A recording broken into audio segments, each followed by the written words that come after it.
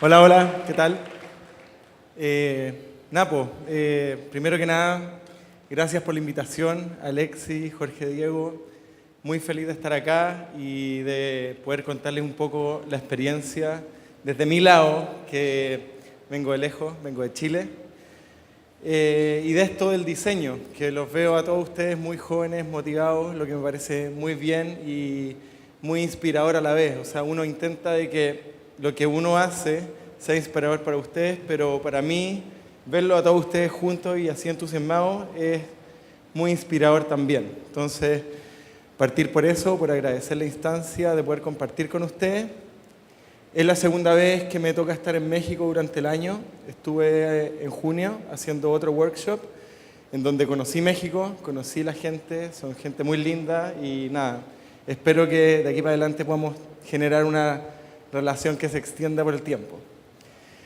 Bueno, hoy día voy a partir hablando un poco de Chile, cuál es nuestro contexto y qué es lo que nos hace un poco diferente al resto.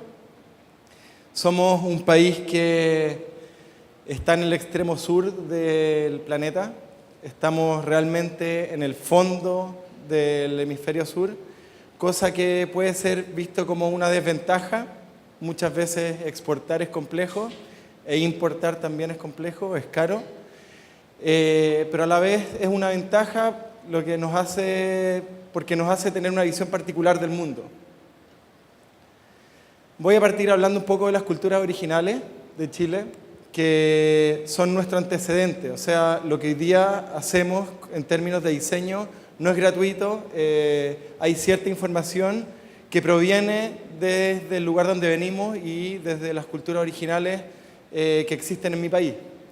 Chile es un país muy largo y delgado, es un país que está, por un lado, cubierto por el Océano Pacífico, y en su otro extremo está la cordillera de los Andes. Entonces vemos que estamos completamente aislados por estos dos fenómenos naturales que están presentes a lo largo de toda nuestra geografía. Así también en el norte tenemos una zona muy calurosa, donde está el desierto más seco del mundo, que es el desierto de Atacama, y en el sur estamos cerca de la Antártida, y ahí está la Patagonia, en donde llueve la mayor parte del año. Entonces vemos que es un contexto muy nutrido geográficamente y muy diverso. Entonces vemos que hay una gran diferencia entre lo que pasa en extremo norte, al medio y al sur. Es un país que tiene alrededor de 3.000 kilómetros de largo. Entonces voy a partir de norte a sur hablando un poco de nuestras culturas originarias. Están los aymaras y los diaguitas. Ahí vemos una foto de un diaguita, de una aymara, y vemos que su indumentaria, esta es una foto de principios de siglo, es bastante simple, muy similar a lo que pasa en Bolivia, muy similar a lo que pasa en Perú, muy rudimentario todo y bastante básico en su desarrollo. Acá, por ejemplo, los mayas y los aztecas, su desarrollo era mucho más nutrido, mucha más información, más color, allá era muy básico. Estábamos tan lejos, tan aislados, que probablemente nadie quería llegar allá. Un país donde tiembla, donde hay terremotos y desastres naturales siempre. Entonces, claramente el ser humano lo veía como una desventaja, probablemente. Entonces, muy poco poblado. Ahí vemos una mujer aymara, también con una indumentaria bastante simple y rudimentaria.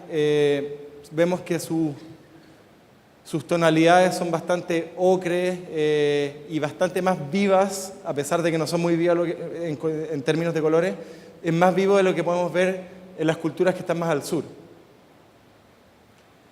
Ahí vemos una mujer diaguita muy linda y podemos ver su indumentaria también muy simple, muy similar a lo que uno puede ver quizás en culturas nórdicas, por ejemplo, en donde también existía un poblado muy escaso.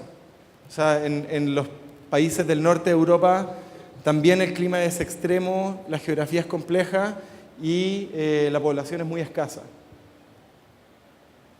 Ahí vemos una alfarería típica del norte de Chile, diaguita, en donde la composición es básicamente geométrica y una forma bastante simple, una forma circular, un bowl bastante racional, por así decirlo. Y su decoración muy acotada, con colores muy precisos y con una paleta muy disminuida, por así decirlo, y una forma geométrica muy pura. Ahí vemos una que es un poco más compleja, pero también donde el desarrollo geométrico es lo que domina. Después pasamos al centro sur y vemos la cultura mapuche. La cultura mapuche también se domina el uso simple de la indumentaria. Vemos grandes elementos que decoran el cuerpo, que son estas joyerías de plata, y que también formalmente son bastante sintéticas. No hay mucho detalle, es todo bastante concreto. Color negro. Aquí vemos una familia también, con una indumentaria bastante básica para la época. Aquí hay un poncho típico que la única diferencia particular puede ser el corte para el cuello y el ribete que tiene en el fondo del poncho. Pero más que eso, no hay mucha más información. Acá vemos una casa típica mapuche, una ruca se llama, en donde la construcción del perímetro está hecho en base de un entablado bastante geométrico, bastante racional. La puerta tiene una jerarquía distinta en donde la arquitectura, la estructura propia de la puerta es distinta. Entonces uno tiene la señal de que ese es el acceso a la casa. Y la techumbre muy empinada, muy vertical, con un gran ángulo por el tema climático. Mucha lluvia, mucha nieve, por lo tanto tienen que deslizar. Por lo tanto están estas estructuras bastante erguidas y todas hechas en base a fibras naturales de la zona. Después, más al extremo sur, están los chilotes, los chonos, los picunches y los selknam. Aquí vemos que el color negro sigue dominando la indumentaria, aún menos decorado. Podemos ver que el norte, la indumentaria es un poco más decorada y con mayor información que en el centro, y en el centro tiene mayor desarrollo y mayor información que en el sur. O sea, mientras más al norte hay más información, mayor detalle, mayor cantidad de colores, mientras más al sur, más monocromático, menos detalle, más básico. Aquí vemos una familia de chonos, muy rudimentario todo, en donde básicamente se cubrían con pieles para salir a cazar y también se cubrían con estas pieles bastante gruesas y con un espesor importante por el tema de que las temperaturas son muy bajas. O sea, estamos hablando de 20, 10 grados bajo cero como media en el invierno. Esto es el extremo sur. Aquí vemos los selknam con su pintura corporal más ceremonial y vemos que también el desarrollo geométrico es lo que domina en estas pinturas corporales. Aquí los tipos no tenían problemas de andar desnudos por el espacio, en el fondo no había tema, estaban acostumbrados al frío extremo y en estos casos donde existían ceremonias lo único que hacían eran pintar sus cuerpos. Aquí vemos otro selknam, estas fotos son de principio del siglo pasado, 1900, y vemos también un desarrollo bastante simple, bastante geométrico, muy pulcro, un poco representando la visión de la simpleza en cómo desarrollaban sus propios artificios. Aquí vemos un grupo de hombres, probablemente también en plan de caza, todos pintados también con detalles lineales y puntillismo, solamente cubiertas sus cabezas y sus pies con pieles. Y esto ya también es extremo sur. Algunas muestras de tejidos en fibras naturales, bastante simple, muy geométrico. Casas típicas del sur, en donde ya están intervenidas por colonos, y ahí vemos también como el desarrollo geométrico de las tejas, bastante racional la manera de construir todo. Aquí vemos también Otro ejemplo de teja que termina siendo una especie de piel, o sea, las tejas no solamente habitan la techumbre, sino que están habitando el volumen completo de la casa. Bueno, y esa es un poco la introducción que quería mostrarles brevemente de Chile, de cómo se va desarrollando de norte a sur y cómo la simpleza y los desarrollos muy básicos han sido los que han ido dominando nuestras culturas desde tiempos ancestrales. Y cómo eso hoy día también puede verse plasmado en nuestra arquitectura, en el arte, en el diseño, en donde quizás estas ideas de lograr la mayor simpleza no es tan ajena, sino que viene desde hace mucho tiempo atrás. O sea, no es una tendencia propia de nuestra era, sino que es algo que probablemente lo tenemos muy incorporado dentro de nuestro inconsciente más colectivo. Y mi idea es hacer un paralelo con lo que les voy a mostrar ahora, que tiene que ver un poco con mi oficina.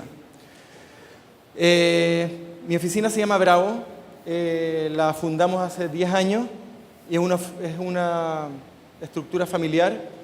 Somos 3 socios, es mi hermano Matías, que está encargado de toda el área comercial, mi socia Sandra, que ella ve toda la parte de logística y coordinación interna, y yo que estoy a cargo del área de diseño.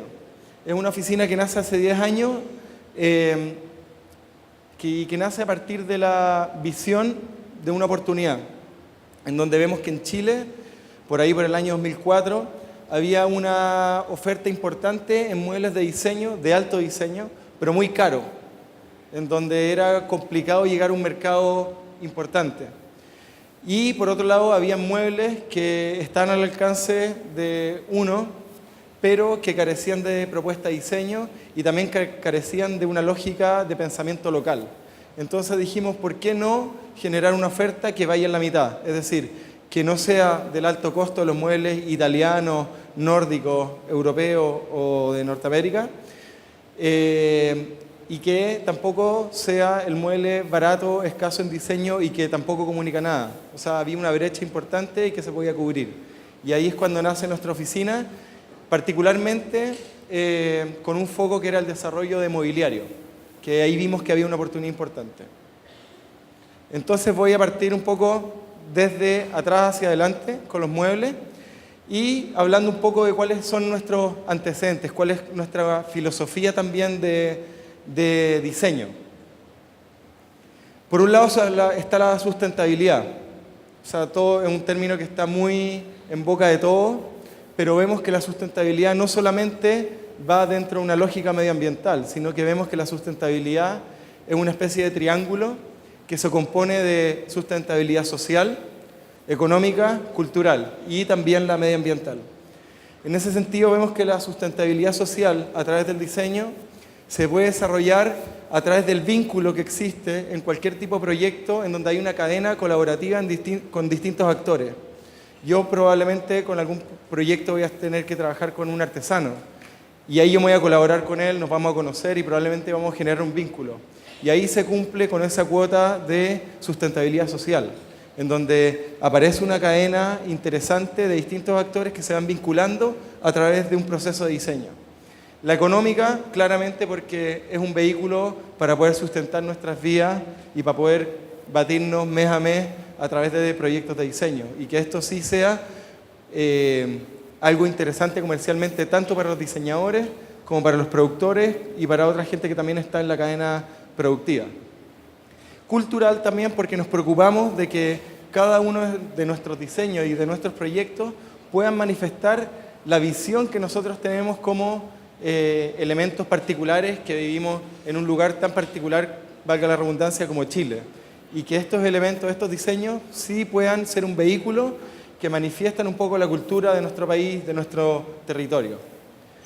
Y medioambiental, vemos la sustentabilidad medioambiental en los siguientes términos. Creemos que el hecho de trabajar con materias primas y recursos que son propios de nuestro territorio, per se es un proyecto sustentable, es un proyecto que no necesita elementos postizos que vienen de importaciones desde muy lejos, que gastan combustible o suman la huella de carbono solamente por el hecho de andar importando soluciones desde otros territorio que no es el nuestro. Por lo tanto, nos basamos trabajando con materias primas locales y técnicas que también son locales. Los materiales es una variable que nos mueve bastante, siempre estamos investigando y como les decía, el grueso de nuestro trabajo se basa en materias primas locales, como la madera.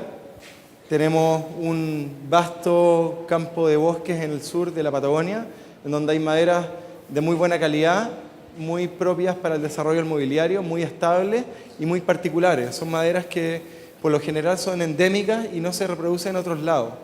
Lo que sí que tenemos cuidado siempre es de poder trabajar aquellas que sí son manejadas de manera más sustentable. Trabajamos también con cobre, somos el mayor exportador de cobre a nivel mundial, por lo tanto también es un material que lo sentimos muy propio y creemos que es una buena oportunidad trabajarlo. Así también el bronce, que es un material compuesto desde el cobre. Trabajamos el cuero en el entendido que tenemos una vasta agricultura, tenemos mucho trabajo que tiene que ver con la ganadería y de ahí también proviene el tema del cuero, que también lo desarrollamos. Y por otro lado tenemos un amplio desarrollo en piedra, trabajamos cosas de piedra, de hecho ahora estamos metidos en unos proyectos interesantes y que nos tienen preocupados el último tiempo y que son en piedra, pensando en que tenemos la cordillera de los Andes a lo largo de todo Chile y eso es como probablemente la cantera de piedra más grande del mundo, por lo tanto el trabajo en ese tipo de minerales es algo que nos interesa. Los procesos también son otra cuota que nos llama mucho la atención y experimentamos un montón, mucho. Por ejemplo, ahí vemos una mezcla de piedra a mano izquierda, de piedra con cobre fundido. ¿De qué manera podemos generar nosotros un vínculo material entre la piedra de río y el cobre? Esa es una manera. A mano derecha hay otra, por ejemplo, en donde aparece un proceso de electrólisis, en donde estamos intentando capturar y fijar cobre a través de un proceso químico y electrostático en la piedra, que no es un vehículo que no conduce electricidad en el fondo. Entonces, ¿cómo hacer de la piedra un conductor y ver de qué manera es posible incorporarle cobre, que es un metal, a un elemento que no conduce? Entonces, somos un poco obsesos con el tema de los procesos. Ahí aparecen otros procesos que tienen que ver con el desarrollo formal, el trabajo de la dureza, distintos materiales, cómo se comportan, etc. También siempre tenemos un approach que tiene que ver con la forma, en donde vemos que el desarrollo formal siempre tiene que seguir la función, por lo tanto siempre las maquetas formales somos muy acuciosos con ellas. Acá hay también trabajos que tienen que ver con formas muy propias de la naturaleza y otras un poquito más sintéticas, por así decirlo. Entonces ese es un poco nuestro background, en donde vemos como el tema de la sustentabilidad, vemos el tema de la materialidad, del territorio, de los procesos, son parte que nutren día a día nuestro trabajo y que son parte muy importante de lo que ahora vamos a empezar a revisar, que son los resultados que hemos tenido a través de nuestro trabajo. Y voy a partir con lo primero que empezamos a desarrollar como oficina, como despacho, que fue la línea de mobiliario. Nos basamos con algunos apellidos o con algunos conceptos que buscamos retratar a través de los muebles, que por ejemplo buscamos la atemporalidad. No estamos muy detrás de las modas, no estamos muy detrás de las tendencias, sino que apuntamos también a la sustentabilidad de manera en que lo que nosotros generamos pueda funcionar a lo largo del tiempo y no quede obsoleto en un corto plazo. Por lo tanto, ahí está como el tema de la atemporalidad.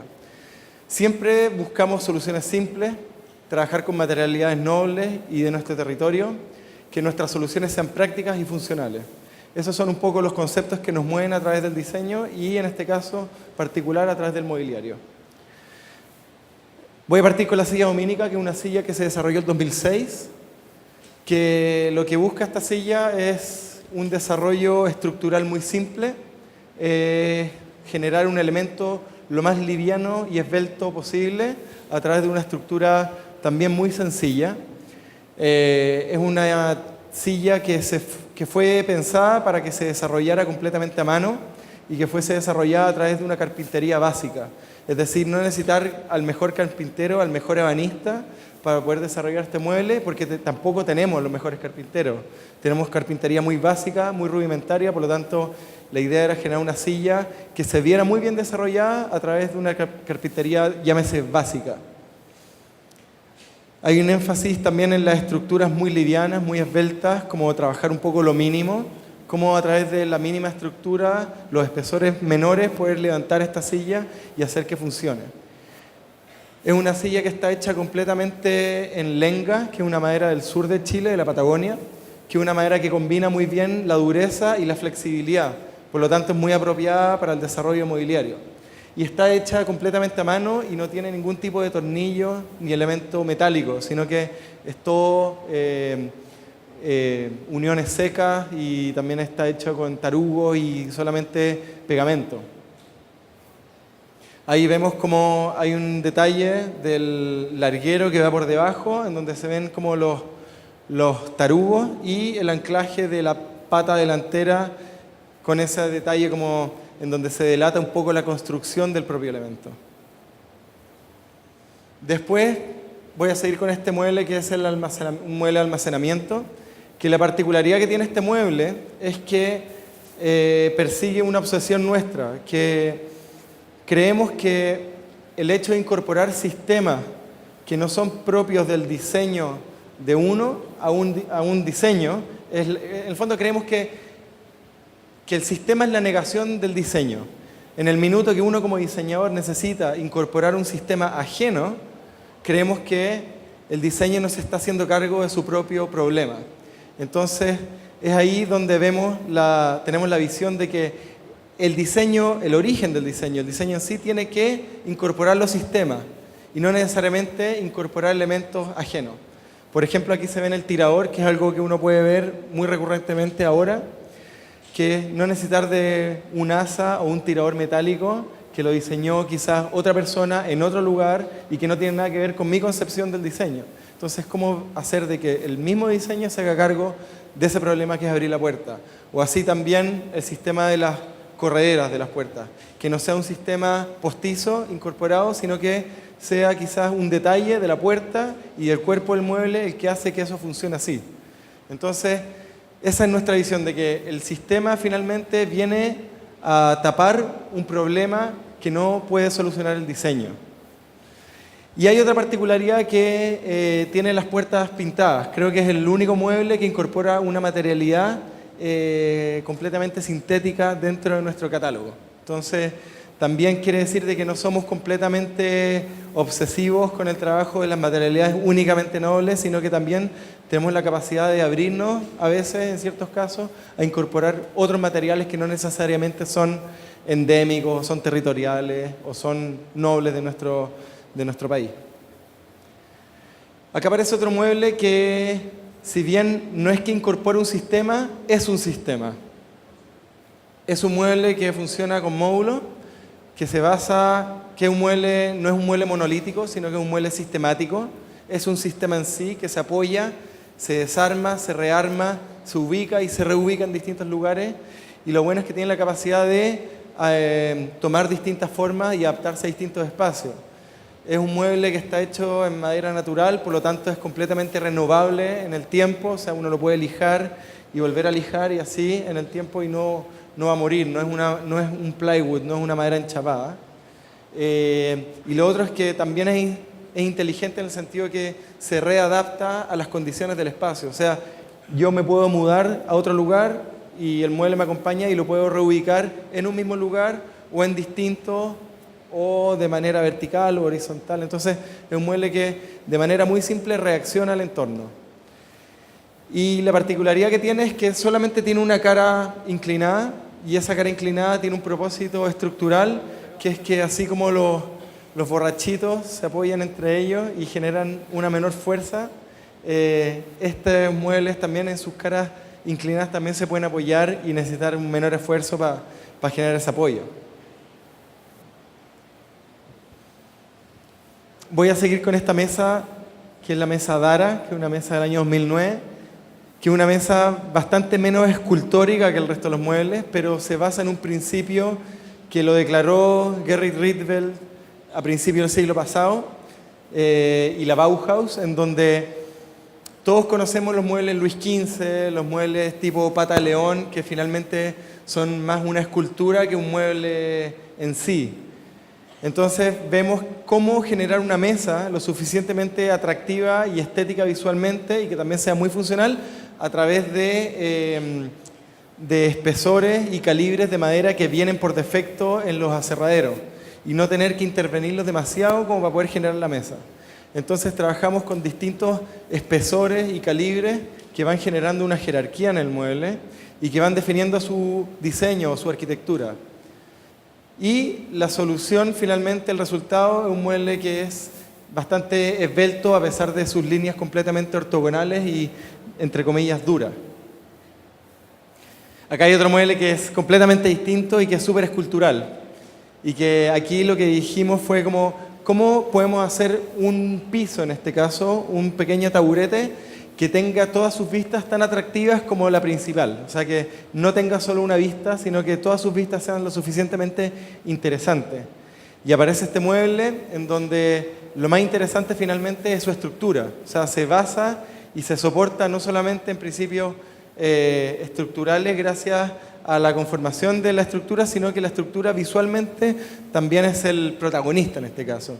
Y es así como se ve en el detalle, en la cubierta, cómo pasa la estructura desde su base hasta la superficie. Y en la parte de abajo vemos cómo esta especie de estrella también se configura como un elemento muy atractivo. El año 2011 nos toca viajar a Londres, invitados a la feria 100% diseño, y esto era por la participación en un pabellón, que era el pabellón de Chile de diseño. Resulta que en ese pabellón estaba especificada una mesa para poder cerrar negocios de distribución en Europa y qué sé yo, y estaba especificada una gran mesa que era hecha a partir de literalmente un tronco partido por la mitad, y eso era la cubierta de la mesa. Y por temas de aduana, ese tronco no podía viajar a Londres, no se podía meter al país. Y entonces viene la gente del Ministerio de Cultura de Chile y nos pide poder reemplazar de manera rápida esa mesa y poder generar un nuevo elemento que manifestara un poco la lógica del tronco que se había proyectado originalmente, pero a través de un elemento completamente bajo la lógica de un mueble. Y aparece este mueble, que es la mesa, está malo el título, pero se llama Tronco, y que es una mesa que, dada la particularidad que tenía que viajar, se desarma completamente y también funciona como un sistema en sí mismo, en el sentido de que tiene una viga central y caballetes. Entonces esa viga central lo que hace es que permite que los caballetes puedan acercarse o distanciarse. Entonces finalmente uno puede obtener una gran mesa, en un caso particular, o un pequeño escritorio, pero bajo la misma lógica constructiva. Hay otro tema que aparece en esta pata de la mesa que es completamente redonda en su base y que está hecha bajo la técnica de la tornería, y que posiblemente en el pabellón en Inglaterra iban a aparecer diferencias en el suelo. Entonces, una manera de no tener que andar adaptando la mesa o incorporando algo para que no quede coja, aparece la idea de tornearla y que ésta solamente por gravedad vaya adaptando su forma al suelo. Entonces aparece esa lógica que también le da un carácter muy particular a la mesa.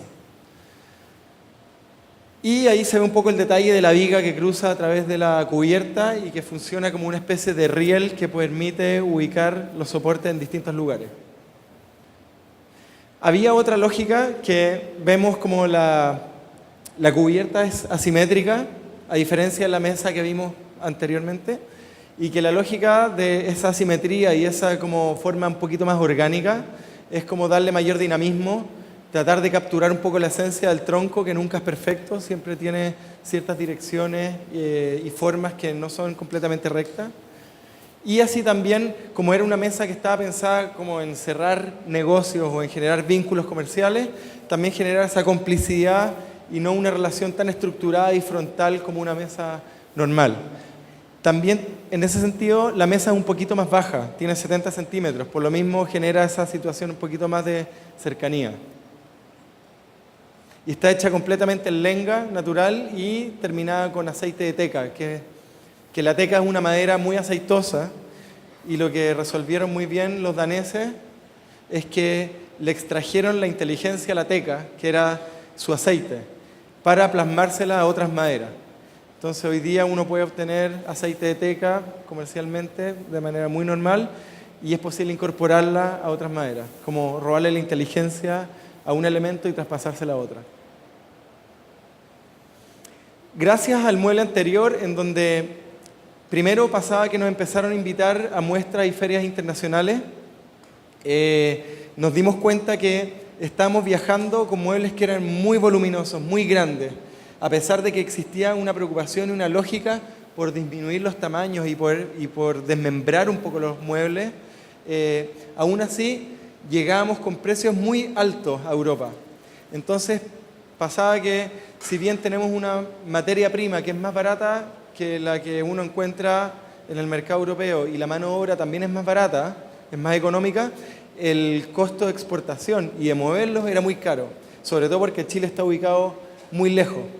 Entonces, probablemente el mueble iba a llegar con un valor de mano de obra de material más bajo, pero solamente la exportación y moverlo hacía que los muebles quedaran a la par con los muebles europeos. Por lo tanto, en el mercado europeo la gente se iba a arriesgar más por diablo conocido que diablo por conocer. O sea, se iban a arriesgar por un mueble consolidado italiano, danés, alemán o qué sé yo, más que por un mueble chileno que nadie lo conocía. Entonces, perseguimos la lógica de disminuir los costos de exportación y aparece esta línea mobiliario, que es una línea mobiliario que es completamente desarmable y economiza espacio tanto en su exportación y queda en un flat package, como también economiza espacio durante el uso en una casa, en donde todos los muebles son acogidos al interior de otro y pueden guardarse en un área muy pequeña y cuando están en uso expandirse bastante. Entonces vemos esta familia de muebles que rescatamos como la particularidad de la pata torneada del mueble anterior y eso lo replicamos también en la cubierta. Entonces se ven estos muebles como muy suaves, muy agradables como al tacto y que esa es un poco la particularidad más visual o estética que tiene. Y por otro lado tiene la particularidad funcional que los muebles se van acogiendo unos dentro de otros.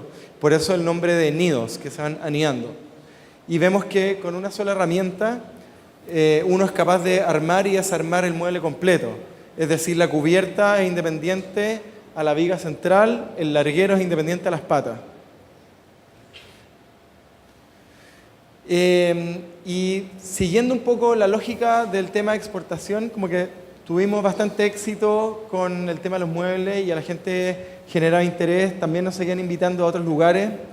Hemos tenido la posibilidad de tener presencia en la Feria de Estocolmo en Suecia un par de veces, en Inglaterra también en el London Design Festival bastantes veces, Design Junction. Hemos estado en Estados Unidos también en Wanted y así. Y lo que nos dimos cuenta en el tiempo es que aún por más que tratáramos de economizar y hacer los muebles más inteligentes en el sentido de exportación, seguían siendo un poco caros y no se vendían tanto como quisiéramos.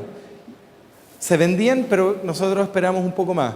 Por lo tanto dijimos, hagamos la siguiente operación y dejemos de hacer muebles y de repente trabajemos una escala menor y trabajemos objetos con la misma concepción con que desarrollamos los muebles.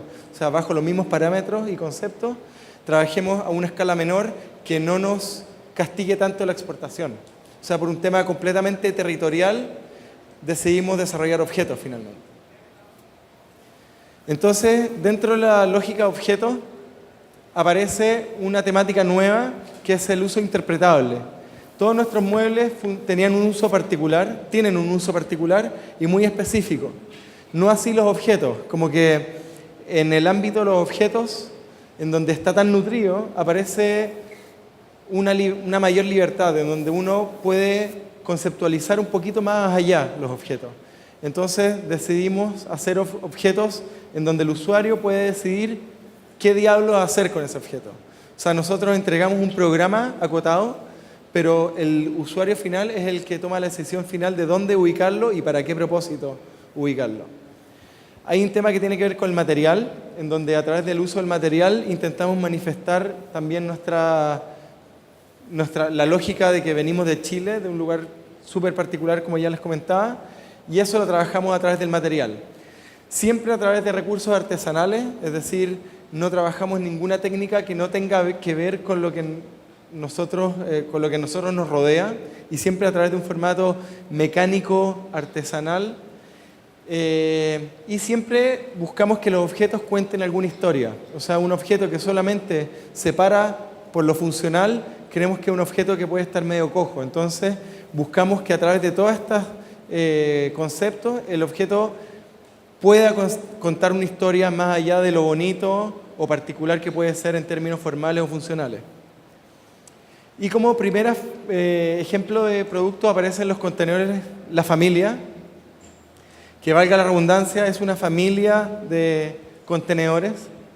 Le pusimos La Familia porque cada uno tiene una particularidad, una forma. Está el hermano alto, el hermano chico, el hermano un poquito más gordo, qué sé yo, como que todos somos distintos. Entonces aparecen estos personajes que configuran una especie de familia objetual. La particularidad que tienen es que son combinables, entonces uno puede ver que pueden ir sumándose y creciendo, entonces pueden ir modulándose, generando distintas figuras, lo que permite que el usuario sea el que define la forma y la capacidad final del objeto.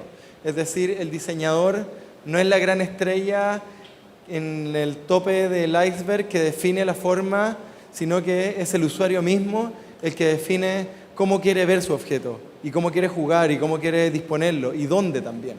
Porque puede ser usado en un living, en una habitación, en la cocina, en un baño, etc.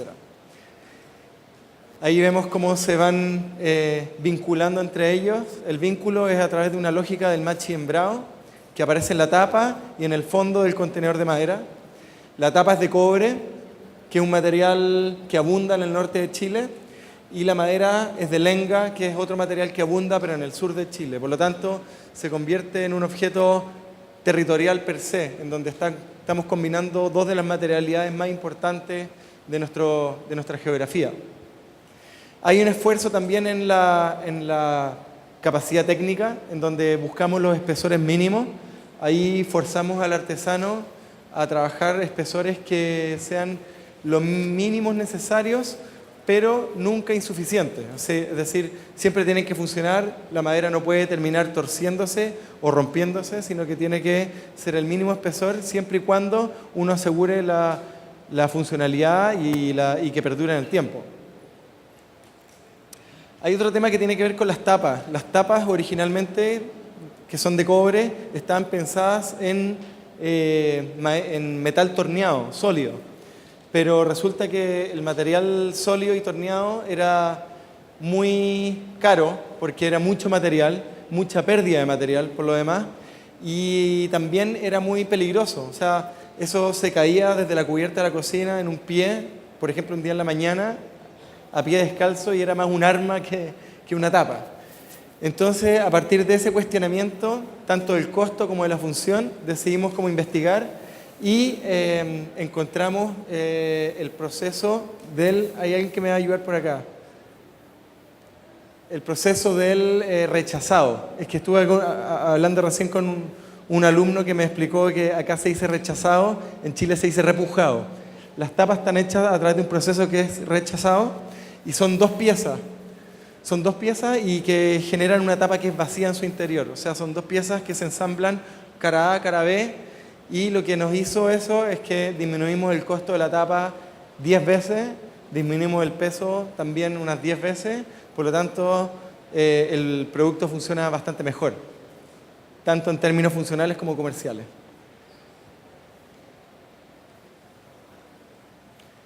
Acá aparece otra serie de objetos que también se llaman percheros de la familia, fueron desarrollados de manera paralela y que es una familia de objetos también muy mix and match muy combinable y que también son un sistema en sí mismo. Nacen a partir de la experimentación en tornería, en donde vemos que cada una de las cabezas de estos modelos son distintas y nacen a través de atreverse con una técnica, en este caso la tornería. Y como que nos empezamos a vincular con la tornería y decíamos, ok, pero ¿qué pasa si movemos esto para acá? O si profundizamos en esto, o eliminamos este vértice. Entonces, de esa manera aparece, de un ejercicio muy libre, aparece esta colección, en donde el soporte, que es de bronce, tiene un hilo interno que acoge la cabeza de madera. Y la cabeza de la madera tiene una especie de vástago. No tengo la diapositiva, pero tiene un vástago que se incorpora de manera como muy natural al soporte de bronce, y es el mismo usuario que a través del giro le entrega el hilo a la parte de madera. La parte de madera viene lisa, y una vez que el usuario lo incorpora al muro, ahí en el fondo como que el hilo en la madera se genera. Ahí vemos los distintos modelos y cómo al final este sistema se desarrolla a partir de un mismo proceso repetido de distintas maneras. Gracias a estos objetos obtuvimos como buena acogida de nuevos mercados, principalmente europeos. El mercado en Chile es muy pequeño. Por lo tanto, estamos obligados a salir a vender a otros mercados como el europeo en este caso. Y en Europa, en Londres, nos fue bastante bien con estas colecciones y logramos distribución. Y esos mismos distribuidores nos pidieron otros objetos que fueran quizá un poco más sencillos, pero que se basaran bajo los mismos principios. Y aparece el año siguiente esta colección de portavelas, que también es un ejercicio que tiene que ver con la tornería, donde hay dos versiones, una completa de madera, con un cavado interno, y una que es de madera con bronce. Un objeto bastante simple, pero que comercialmente era un poquito más exitoso, dado que son procesos más acotados, no tan extensos, lo que lograba que el coste final era un poquito más abordable. Entonces, es un objeto que tenía mayor salida, tiene mayor salida. Ahí vemos algunos detalles. Y el año 2013 seguimos con nuestra lógica de seguir desarrollando estos objetos más conceptuales de uso indeterminado, indefinido, también gracias a la respuesta del mercado.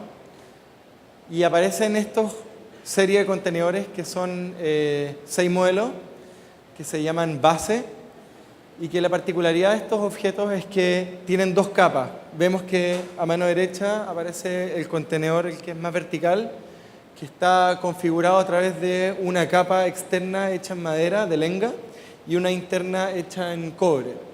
¿Qué es lo que nos entrega esta lógica de sistema? Es que por un lado podemos trabajar con los elementos combinados y poder eventualmente aislar del calor de algún elemento que tenga que ver con comida, por ejemplo, que uno pone en la mesa o que uno guarda. O también doblar la capacidad y trabajar con el contenedor de madera por un lado y de manera independiente con el de cobre. Así también vemos que la tapa toma prestado el mismo tirador, la misma perforación del mueble que mostré al principio. O sea, como que vemos que todos nuestros objetos, nuestros muebles, de cierta manera se relacionan y toman prestados algunas particularidades. O sea, no son elementos independientes. Y ahí vemos la familia completamente descompuesta, y también durante el guardado la idea es que puedan funcionar juntos de manera de poder economizar espacio. La gente lo ocupa mucho en cocina, guardando alimentos secos. El cobre es un material que es muy funcional para almacenar comida seca, dado a que tiene una función de bactericida. Es un material muy higiénico.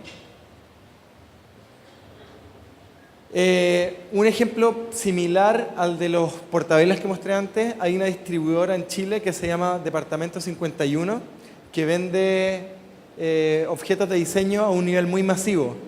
Y tenían una crítica con nosotros de que encontraban que nuestros objetos estaban pensados mucho en un mercado externo por un tema de precios, que el costo era muy alto y que costaba mucho venderlos en Chile. Por lo tanto, esa crítica finalmente terminó siendo una invitación a generar algo muy congruente, muy simple y que pudiese venderse sin problemas a través de ello.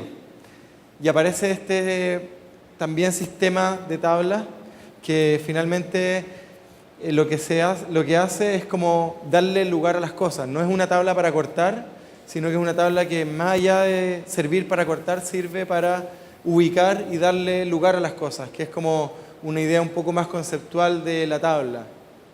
Y vemos cómo a través de su forma uno puede vincularla y generar otra especie de familia en este caso. Y la única particularidad que tiene como en su diseño, que es muy mínimo, es su perímetro, que permite esta vinculación modular y la perforación que permite guardarlas exhibidas, colgarlas en el fondo. Ahí vemos las tres cómo se van configurando.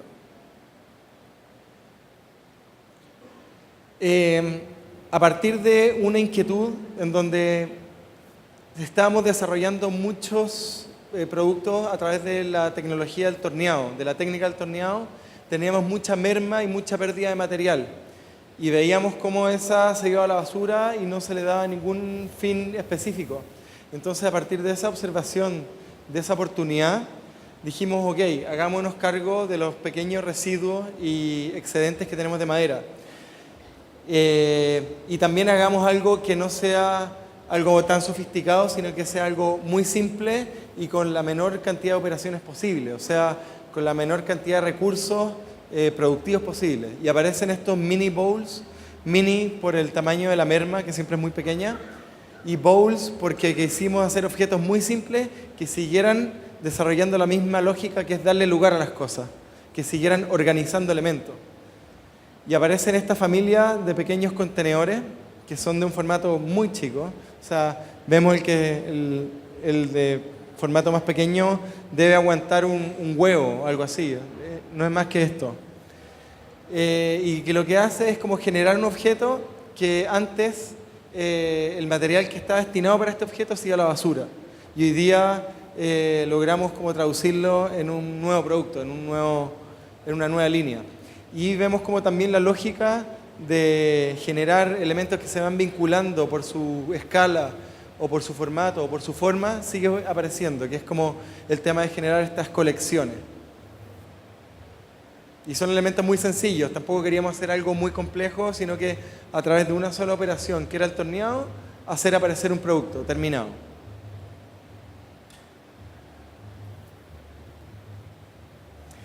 Y ahora voy a pasar al proyecto que nos tiene bastante ocupados desde hace un tiempo atrás, que son las piedras tacitas. Aquí nos trasladamos a otro material, que es la piedra de río. O sea, un poco lo que hablaba antes, la cordillera de los Andes probablemente es una de las canteras más grandes del mundo. Tiene la particularidad de que es un lugar donde se acumula el mineral en la parte alta de las montañas y al igual que acá debe suceder, hay ríos y hay afluentes que van bajando desde la cordillera y llegan hasta el mar. Por lo tanto, las piedras van cayendo, van rodando, llegan hasta río abajo y se van moldeando por la naturaleza. Se llaman piedras de canto rodado. Entonces, ese es nuestro material, nuestra materia prima para el desarrollo de este proyecto. Y conceptualmente nos basamos en las piedras tacitas, que son hallazgos que fueron encontrados en el Cono Sur, en Argentina, en Perú, en Chile. También es sabido que se han encontrado en otras culturas que no son solamente de Sudamérica, que eran grandes rocas, como vemos en la foto, que eran intervenidas por los indígenas. Y estas intervenciones eran básicamente perforaciones, hendiduras, y las cuales tenían dos funciones particulares. Una era moler granos para una finalidad completamente práctica y funcional, que era comer, alimentarse. Y la otra era un fin más sagrado, en donde se sacrificaban animales para poder alimentarse, obviamente, pero la sangre era vertida en estos hoyos y después los indígenas la tomaban.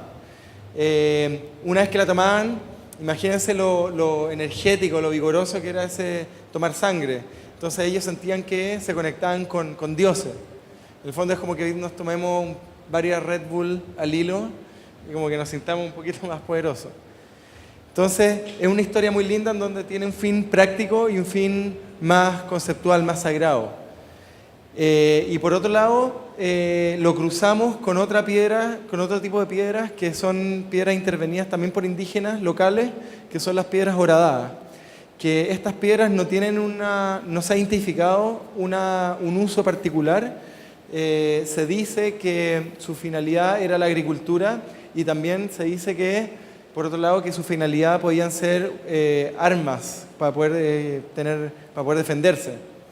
Pero no está claro. Pero lo que sí es que estas piedras sí tienen un formato mucho más pequeño que las otras, que eran grandes rocas. Estas tienen el tamaño, son a la escala de la mano. Entonces generamos el cruce de las piedras tacitas grandes con las piedras horadadas, que son estas de menor escala. Y aparece esta serie de objetos que tienen una lógica mucho más conceptual, en donde cambiamos la escala. Estas son piedras de río que trabajan a la escala de la mano, que tienen básicamente dos intervenciones, que son las intervenciones que terminan homologando la colección, pensando en que cada piedra es distinta a la otra. O sea, uno nunca va a encontrar dos piedras iguales, pero lo que sí las unifica, más allá de la composición de la piedra o de la forma o el tamaño, es la intervención, en donde existe un corte en la base, un corte en la superficie y un cavado. Entonces, es ese elemento el que pertenece siempre en cada una de las piedras. Hay otro elemento que las hace pertenecientes, que todas nacen del mismo lecho del río, que provienen del río Maipo. Entonces, si bien las composiciones son distintas, porque hay basalto, hay piedra volcánica, hay granito, por lo menos provienen del mismo lugar. Ahora en el tiempo hemos ido desarrollando nuevas partidas y nuevas colecciones de estas piedras, y lo que hemos ido haciendo es que nos vamos basando en distintas regiones geográficas del país. Por lo tanto, podemos encontrar distintas piedras en el norte, otras piedras con composición muy distinta en el centro y otras completamente diversas en el sur. Entonces, nos ha permitido generar como esa capacidad de ir reinventando un poco la colección y ir como probando distintas lógicas. Así también hemos probado ahora nuevas intervenciones. Aquí vemos también otra combinación, que dentro del proceso veíamos que habían mermas que eran estas especies de cortes en lonja, estos platos, y que dijimos, en verdad, ¿por qué desaprovechar este recurso, que es un elemento que en términos funcionales es bastante deseable y también es muy bonito? Entonces lo incorporamos también dentro de la colección, que son estas especies de platos. Y tiene una lógica también conceptual, en donde este proyecto lo que hace es como enfrentar un poco a la naturaleza y al humano, en donde podemos ver que la naturaleza se representa por el diseño mismo de la piedra, que la piedra se va diseñando a través de cómo ésta se va desgastando río abajo, y el perímetro que no se toca, se manifiesta un poco el diseño de la naturaleza, y se enfrenta al hombre, en donde el hombre siempre quiere algo perfecto, muy bien terminado, muy pulcro, muy suave, y eso se ve en los cortes rectos, en la perforación circular exacta y con un diámetro perfecto. Entonces, de esa manera como que enfrentamos lo que está diseñado por la naturaleza y lo que busca estar diseñado por el hombre. Y también tiene otra lógica en donde combinamos distintas como tecnologías o técnicas.